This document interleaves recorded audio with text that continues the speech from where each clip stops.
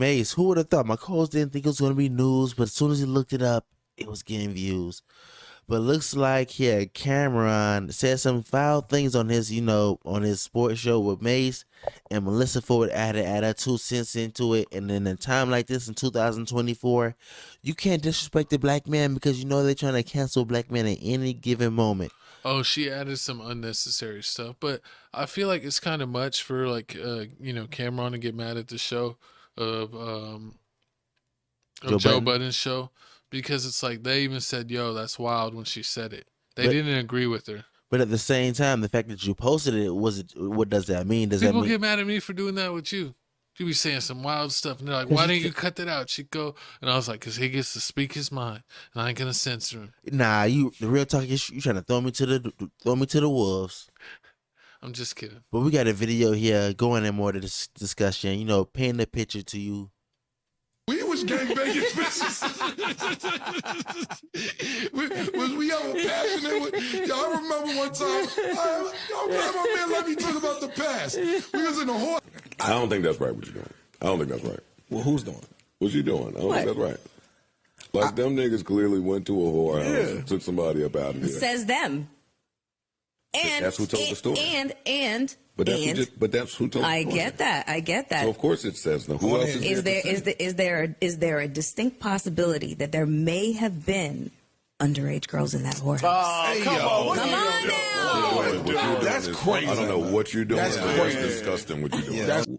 We're just here to tell the truth. We're not into anything illegal, so you can stop trying to put that together. Let me put you together right quick. Don't ever come for me and kill her. Ever in your in your mother's life, nigga. This is not what you want. Yo, I promise you all the comments say, ooh. You owe him an apology. Stay strong and stand on business. We'll get to you soon. That's what he said. So, after this, I thought he was going to let him off nice. Everybody was saying, everybody on the Joe Budden podcast was like, saying, Melyssa Ford, you got off lucky. We really thought he was going to go in on you. And, Melyssa Ford was like, he did let me off light. And at first she wasn't finna apologize because she felt like she thought everything she said was valid. Just like the whole with the Miko Grimes and the Brandon Jennings situation, because Miko Jennings said about Karl Malone, Karl Malone's a P word.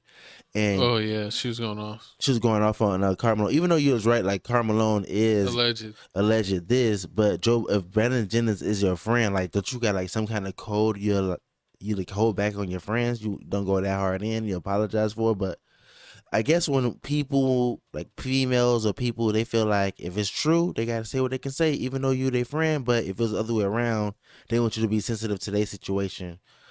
It's crazy. This is a crazy double standard that they live in. But as soon as this happened, a couple of days passed, we got Cameron said, I got time today. So on this next slide here, we got Cameron saying, Melyssa Ford, you was giving out that little tootie thing, iced tea for 2 bands.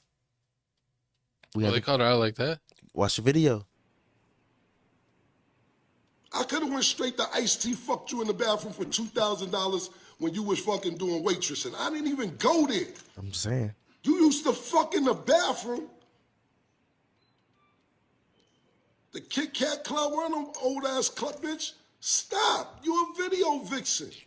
Stop.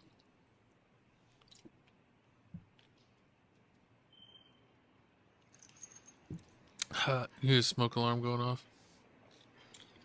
Anyway, so I addressed it yesterday. I'm like, nah, don't say sorry, because that's some serious shit. And I didn't even get at you the way I should have got at you. I left it alone. I'm like, this bitch is bugging. Tried to say sorry, so I addressed it yesterday. So I wake up today to go on live. I'm banned for 2 days on live for who knows. I said, let me see why. It's the picture where it's been flagged. And thank you. I stand with Mel on all fronts, whatever it is. As a co-worker, as a friend, I feel like it's our jobs up here to check it, which we did. with love. I don't give a fuck about none of these other goofy niggas out here and what they got to say. That shit is performative and it's shenanigans. I'm not with none of the performative shit. You think you got a lawsuit, call your lawyer. You got enough lawyers, I think they'll advise you against it. And I don't think niggas' paper is long enough for frivolous lawsuits that they don't have a chance on winning. Call your lawyer, look up what defamation means. I'm not doing this shit with you niggas out here. You niggas is trying to play algorithm games, and I'm not with none of it. And that's still Mel Ford at the end of the day. You niggas be on Instagram liking the bad escorts, going crazy, the cheap ones. Bitches be 50 and 500 pounds. You niggas in the comments writing shit. Stop playing with niggas up here. Honestly, I observed. Damn, Joe Budden got on their ass. Niggas got relationships. But enough now. Enough. But he didn't deny the fact that she was selling that thing for $2. He probably just wasn't gonna. He probably thought it was so low he wasn't gonna even talk about it, address it. It's not his spot to address it. But I mean, he can. But he can defend her, and that's what he did. But she was on the thing, and she didn't deny it either. That's on her. Some people say, that they don't want to address something that's blasphemy, because you give it. It's like a fire. You give it air. So now a lot of people were saying that they're getting on Joe Budden because this isn't even fair. They're getting on him for defending her? Yeah, they're getting on him for defending her because she started it. She didn't have to say any of this stuff. And the fact that y'all had to make her apologize for it. Like you said earlier before, they wasn't even they were trying to say that, yeah, this wasn't cool. And yeah, well, I mean, I guess that's his co-host. And he probably, even if she went a little far, he probably didn't like the response. And he's like, you're going to try to step to her like that, like I ain't here? True. So you're attacking one of my crew and expect me to not to say something. So it'll be funny to see if something happens because they're both in New York. They're both probably at celebrity events, so both probably have a chance to run into each other. And, Joe Budden called him out. Looks like he's standing on business like T.I.'s son.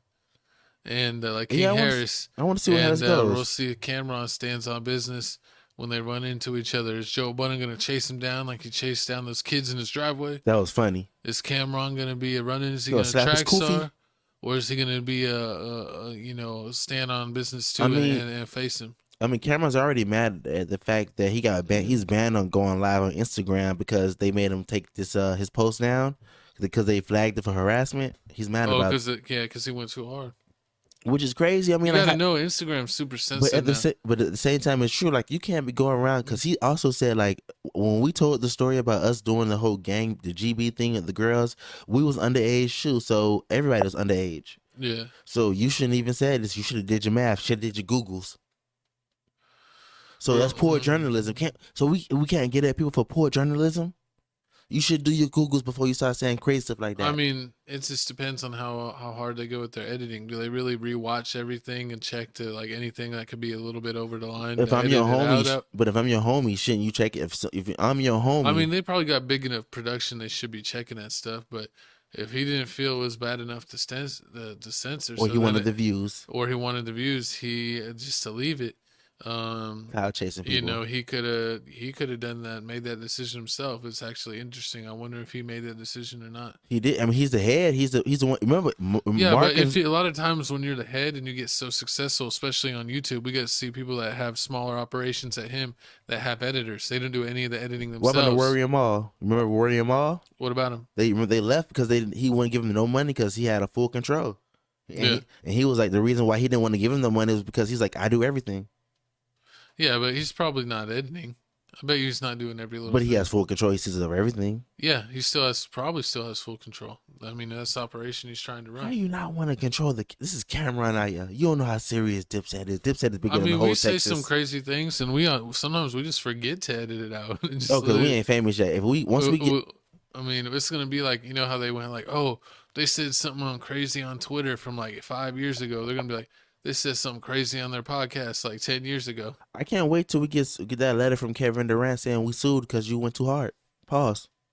No, I mean, that account got deleted, allegedly. I'm going to bait you into it one of these days. Kevin Durant sucks. That's King Yella's going to send us a cease and desist. King Yella, you suck too. You're a snitch. You and Real Boston Richie can have a tea party. Who's worse, Real Boston Richie? So who would you rather have a career of, Real Boston Richie or AOKD?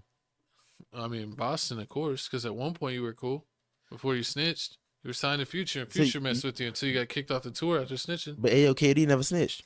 So you want to have. He's not a snitch. He's just replace that with a B. A goofy? Yeah, basically. He's always been a goofy, and I think he's on the wrong side.